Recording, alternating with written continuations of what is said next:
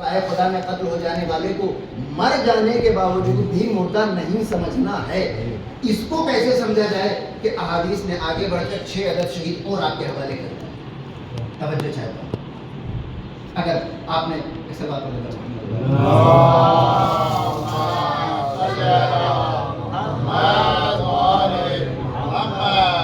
تو پہلے یہ کہ ہر زندہ زندہ نہیں ہے تسلیم، ہر مردہ مردہ بھی نہیں ہے یہ بھی تسلیم، لیکن اس میں کیا تھا قتل ہو جائے تھوڑی بہت تکلیف اس میں پائی جاتی ہے. لیکن روایتوں نے آ کر سب سے پہلے علم حاصل کرتے ہوئے اگر کوئی مارا جائے شہید، رزق حلال طلب کرتے ہوئے اگر کوئی مر جائے شہید، راستے میں ڈاکو کسی کو گھیر کر قتل کر دیں شہید، دیوار کسی کے اوپر گر جائے اور وہ دب کے مر جائے شہید، عورت اگر دوران ولادت اس کا انتقال ہو جائے شہید. اور چھٹا شہید سب سے مشہور کون؟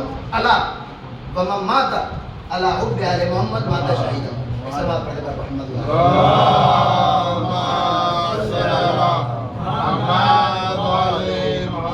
بس اسی پہ گفتگو تمام کرنے توجہ چاہتا ہوں. یہ پانچوں شہید ہو گئے اور چھٹا شہید آگاہ رہو جو اپنے دل میں اہل بیت کی محبت لے کر مر جائے وہ شہید ہے.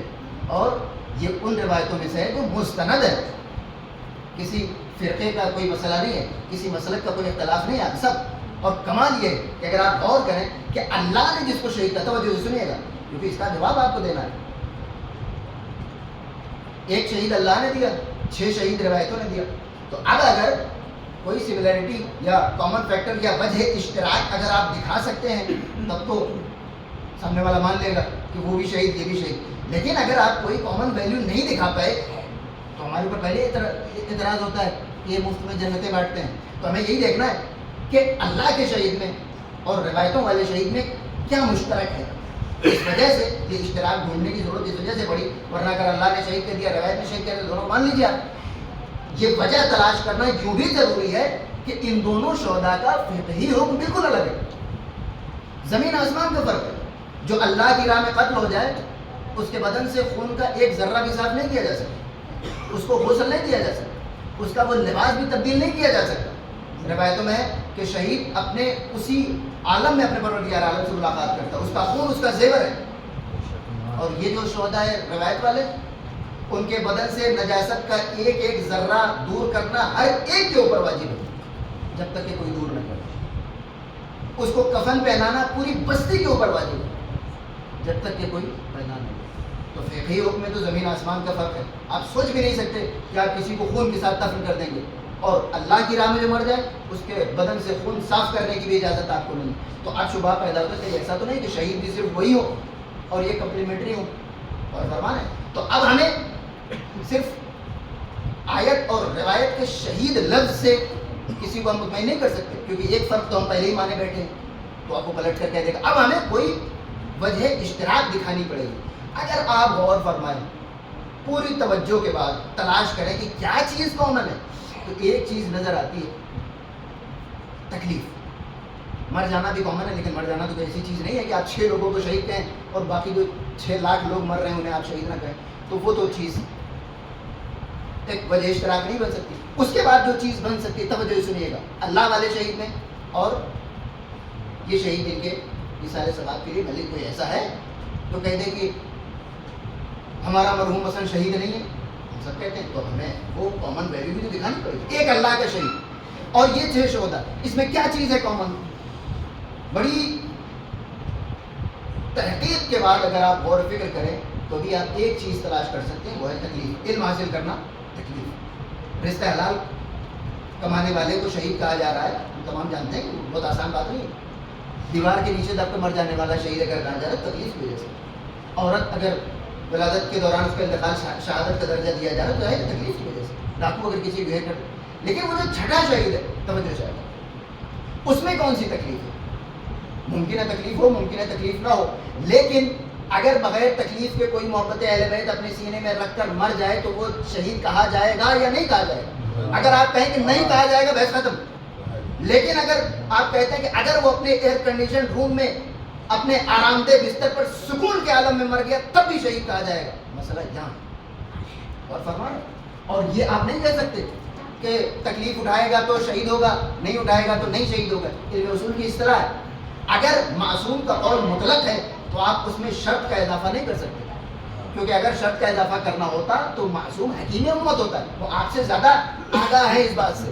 لہٰذا اگر پیغمبر اسلام نے مطلقاً کہا کہ دل میں محبت اہل بیت رکھ کر مرنے والا شہید ہے، تو اب چاہے اسے مرتے وقت تکلیف ہو یا نہ ہو وہ شہید ہے. توجہ چاہیے. اور کمال یہ ہے کہ اگر تکلیف ہی معیار ہوتی تو دنیا میں سب سے آسان موت کس کی ہوتی؟ مومن کیسے مرتا ہے؟ جیسے پھول سے خوشبو نکل جائے. تو اگر تکلیف معیار شہادت ہے تو مومن کو تو کبھی شہید نہیں کہا جانا چاہیے. توجہ چاہیے، کیونکہ سب سے آسان موت اسی مومن کی ہوتی ہے. تو اس کا مطلب کہ کچھ تو ہے. توجہ چاہتا ہوں اس سوال پر آپ ذہن رکھیں، اپنی توجہ رکھیں کہ اگر تکلیف کو ہم معیار بناتے ہیں تو 5 تو شہداء ہو گئے، اور یہ جو چھٹا شہید ہے وہ سب سے آسان موت مر رہا ہے، اسے شہید نہیں ہونا چاہیے تھا. توجہ چاہتا ہوں. لیکن اعزاز گرامی اگر تکلیف کے علاوہ کچھ اور معیار ہے تو پھر وہ معیار کیا ہے؟ ہمیں تو بظاہر تکلیف کے علاوہ کچھ نظر نہیں آتا. تو اس کے لیے ہمیں 2 منٹ کو اسلام کے اس مارکے کی طرف چلنا پڑے گا کہ جہاں اسلام نے یہ لفظ شہید لوگوں کو دیا تھا. توجہ چاہتا ہوں. جب اسلام نے اگر ایک ایک لفظ پہ توجہ رکھیں گے تو یہ مسئلہ حل ہوگا. ایک سوال پڑھ دیتا محمد والے.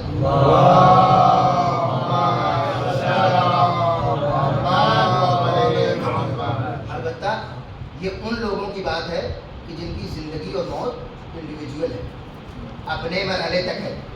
لیکن وہ شخصیات کہ جن کی زندگی اور موت سے نسل انسانی کی ارتقاء کا تعلق ہے، ان کے اوپر یہ قانون اپلائی نہیں کیا جا سکتا کہ ان کی زندگی اور موت کا کیا فائدہ. نہیں، ان کی زندگی کے صرف 3 دن ساری انسانیت کو لم یکن شیئا مذکورہ سے کانا سایکم مشکورہ تک پہنچا دیتے.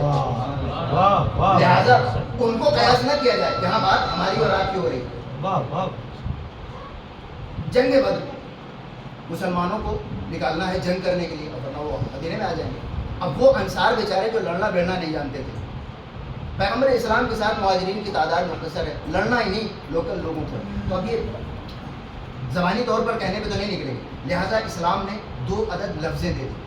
مسلمانوں جاؤ تم لڑو. 2 ہی صورتیں ہیں، یا مر کر آؤ گے یا مار کے واپس آؤ گے. اگر زندہ واپس آ گئے تو تم غازی، اور اگر مر کے آئے تو تمہیں شہید کہا جائے گا. روایت کہتی ہے، بلکہ تاریخی کتابوں میں آپ کو ہر کتاب میں ملے گا کہ اس اعلان نے اتنا جوش بھر دیا مسلمانوں میں کہ کمسن بچے اپنے پنجوں پہ کھڑے ہو جاتے تھے کہ رسول اللہ ہمیں سلیکٹ کرنے لڑنے کے. کیوں؟ کیونکہ 2 ہی صورتیں ہیں اور دونوں میں خدا بند عالم نے ٹائٹل کا اعلان کیا، غازی اور شہید. اب یہاں پر میں آپ سے اگر ایک چھوٹا سا سوال کروں، یہ بتائیے کہ غازی بننا زیادہ بافضیلت ہے یا شہید بننا؟ ذہن میں فوراً آتا ہے کہ شہید بننا. کیوں؟ کیونکہ شہادت سے ہم فوراً مار گئے کربلا اپنے ذہن میں نہیں. آپ یہ بتائیے کہ شہید ہونا کیا شہید کے اپنے بس میں ہے؟ ایک شہید، توجہ سے سنیے گا کیونکہ بہت نازک مرحلہ ہے. ایک شہید میدان، 2 مجاہد میدان میں جاتے ہیں. ایک کے اوپر دشمن کی تلوار چل جاتی ہے، دوسرے کے اوپر دشمن کی تلوار نہیں چلتی ہے. تو شہید تو وہی ہوگا جس کے اوپر دشمن کی تلوار چلی. تو کیا دشمن کے ہاتھوں انجام پانے والے کسی عمل کی بنیاد پر ان کی نیت کے اوپر شک کیا جا سکتا؟ توجہ چاہتا ہوں. میں اور آگے بڑھ کر مثال، میدان بدر میں مولا کائنات شہید نہیں ہوئے، عبیدہ ابن حارث چچا زاد بھائی تھے وہ شہید ہو گئے. ہے کسی میں ہمت جو کہے کہ عبیدہ کا کردار مولا کائنات کے کردار سے بلند؟ اگلی جنگ میں جناب حمزہ شہید ہو گئے، مولا کائنات 17 سال میں لگے لیکن شہید نہ ہوئے. ہے کسی میں مجال جو کہہ دے کہ جناب حمزہ کا کردار مولا کائنات کے کردار سے بلند ہے؟ اگر کہے گا تو جبرائیل گریبان پکڑ لیں گے، کیونکہ انہوں نے شہید کا قصیدہ نہیں پڑھا، غازی بننے والے کا قصیدہ. اور فرمایا آگے بڑھے. جنگ خندق میں مولا کائنات کامیاب ہو گئے. اور میں ایک جملہ کہہ دوں اور ساری مثالیں دینے کی ضرورت نہیں. اگر شہید ہو جانا بلکہ گلا کٹ جانا معیار شہادت ہوتا، توجہ چاہیے، اگر خداوند عالم کی نگاہوں میں گلا کٹ جانے سے فضیلت ملتی تو ثقلین کی عبادت سے افضل مسجد کوفہ کے سجدے کو ہونا چاہیے تھا. خندق کی ضرورت کو نہیں ہونا.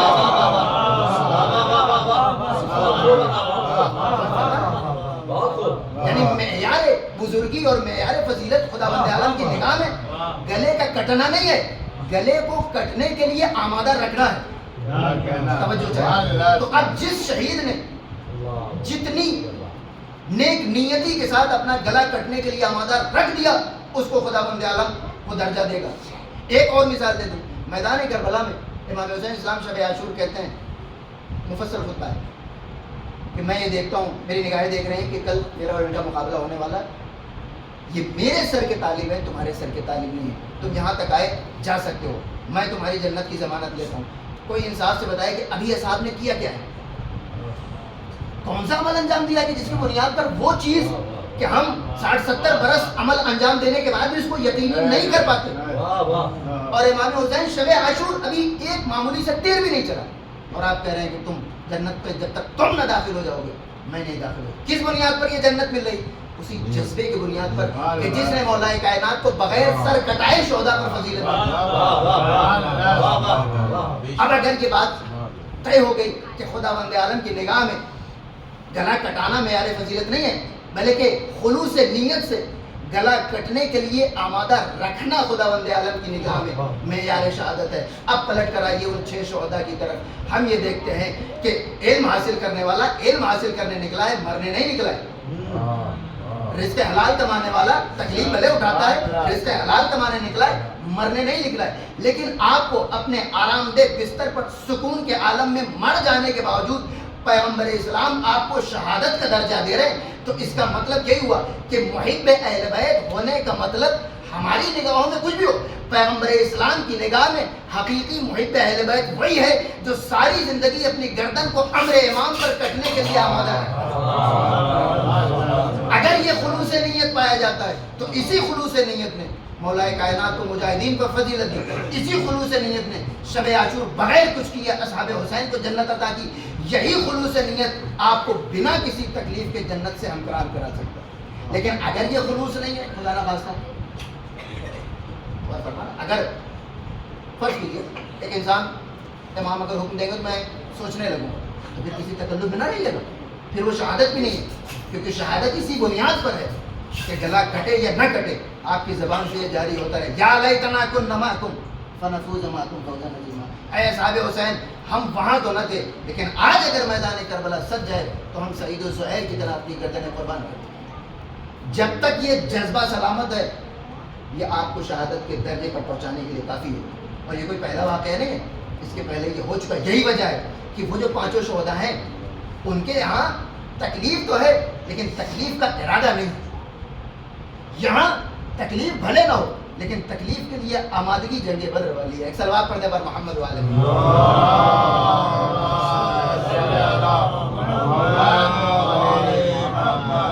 اور جب یہ اتنا فرق ہے تو ہم یہ دیکھتے ہیں کہ جزاؤں میں بھی فرق ہے۔ ان کو صرف شہید کہا گیا، اور یہ جو چھٹا شہید ہے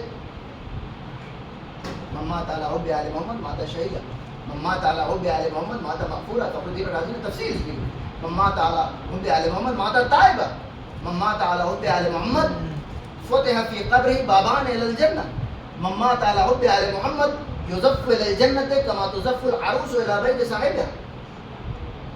5 جزائیں، صرف شہید نہیں کہا، مغفور بھی ہے، اس کے اوپر کوئی گناہ نہیں، اگر سینے میں محبت اہل بیت لے کر مر جاتا ہے اس کی توبہ قبول ہے خداوند تعالیٰ۔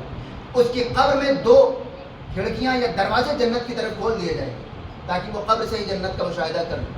اسے جنت کی طرف ایسے لے جایا جائے گا جیسے دلہن کو اس کے شوہر کے گھر کی طرف اہتمام کے ساتھ لے کر جاتے ہیں۔ اگر اس جذبے کو آپ بیچ سے مائنس کر دیجئے تو یہ حدیثیں کبھی سمجھ میں نہیں آئیں گی آپ کو۔ اگر جس چیز نے مولا کائنات کو مر جانے والوں پر فوقیت دی تھی، جس چیز نے اصحاب امام حسین کو بغیر تلوار نکالے جنت کی سند دی تھی، اس چیز کو یہاں سے ہٹا لیجئے تو پھر ہمارا اور آپ کا شہید ہونا بھی سمجھا نہیں جا سکتا۔ ایک صلوات پڑھ دے بر محمد والے۔ میں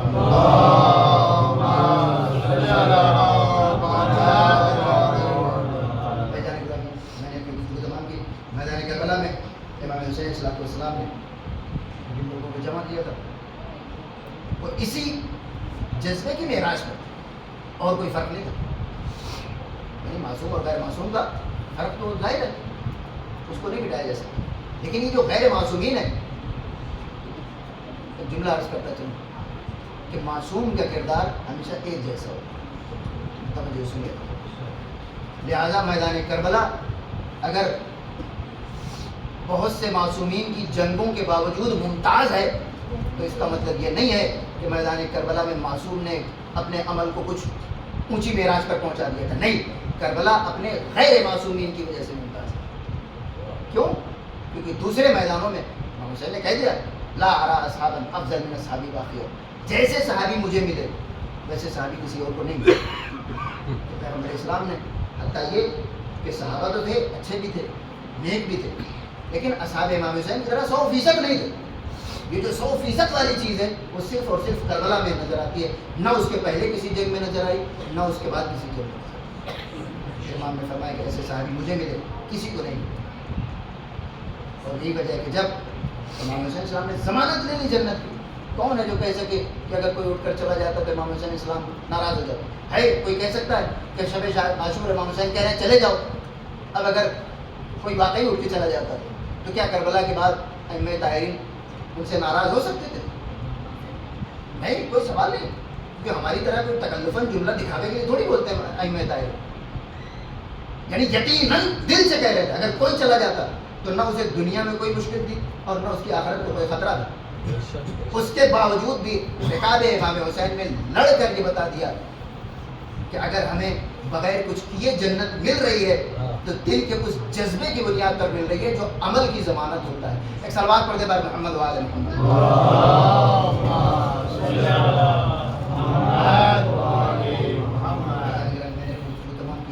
امام حسین اسلام کی تربیت ایسی تھی کہ غیر معصومین نے اپنے عمل کو امام معصوم کے عمل سے جدا نہیں.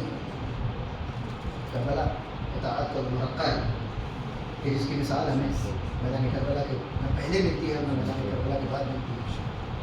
چند خبریں شہادت جو ہے چونکہ ساری ثواب کی مجلس ہے اور تفصیلی مسائل اس کے قول کی مجلس میں سماعت فرما چکے ہیں کہ امام حسین اسلام کو میدان کربلا میں اس بات کا غم نہیں تھا کہ کاش میرے شیعہ ہوتے تو میرے اوپر مصیبتیں نہ آتی، کاش میرے شیعہ ہوتے تو میں اپنے عوام و انصار و اقتداء کی لاشیں نہ لاتا.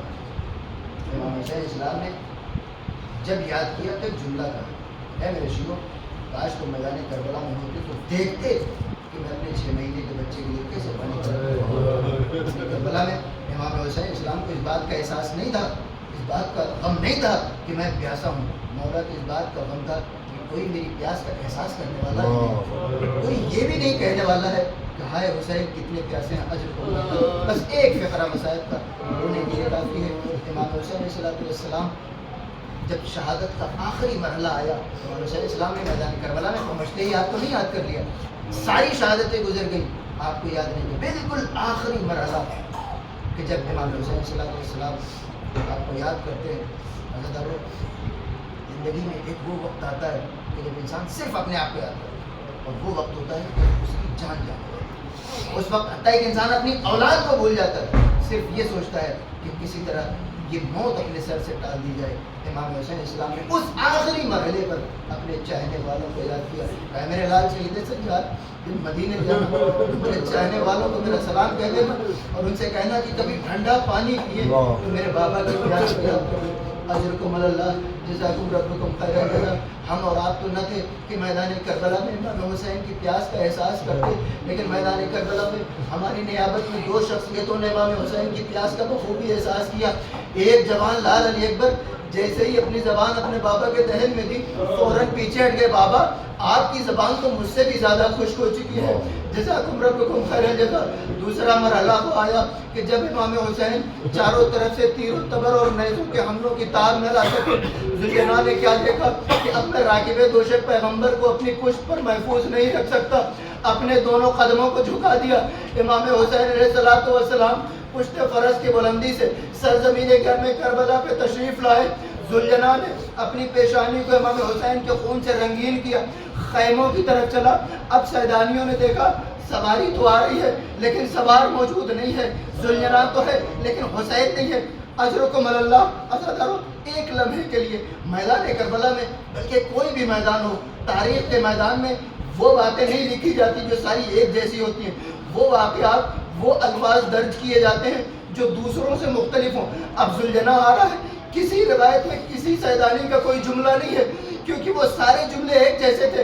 अरे मेरे पापा को कहाँ छोड़ाया, अरे मेरे भैया को कहाँ छोड़ाया, अरे मेरे मौला को कहाँ छोड़ाया। लेकिन इसी असना में सारे मुअर्रिखीन और अरबाब मकातिल को एक जुमला ऐसा नजर आ गया जो सारे जुमलों से मुख्तलिफ था। अरे 4 बरस की बच्ची सैदानियों के दरमियान से रास्ता बनाते हुए आगे बढ़ी, सुलझना की गर्दन में अपनी बाहें डाल के एक जुमला का, हे मेरे बाबा के सुलझना, तुझसे कोई सवाल नहीं है, बस इतना बता दे हमको दिला दशाना। अरे किसी ने मेरे बाबा को बगैर सिर्फ पानी दिया था या मेरा बाबा क्या चाहिए।